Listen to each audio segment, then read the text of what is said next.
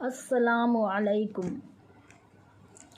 सुनाओ नगमा कुरान के हम बेदार हो जाएं।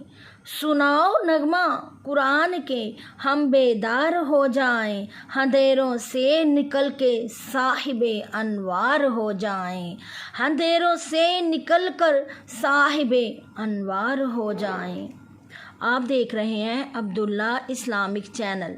मैं आज आपसे अब्दुल्ला इस्लामिक चैनल में स्पारा नंबर 11 के हवाले से बात करूंगी। स्पारा नंबर 11 में अगर हम रुकुओं की बात करें तो स्पारा नंबर 11 में टोटल 17 रुकू हैं।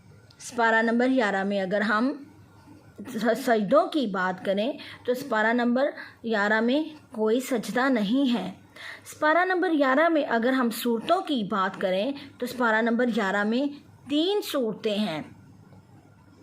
नंबर 1 सूरत तौबा, नंबर 2 सूरत यूनस, नंबर 3 सूरत हूद। सूरत तौबा जो है वो 10वें स्पारे से शुरू होती है और 11वें स्पारे तक आती है। सूरत तौबा के मायनी माफ़ी और तौबा के हैं। ये सूरत मदनी है यानी मदीना में नाज़िल हुई। सूरत यूनस की बात करें तो सूरत यूनस अल्लाह के नबी हज़रत यूनस अलैहिस्सलाम के नाम से मंसूब है।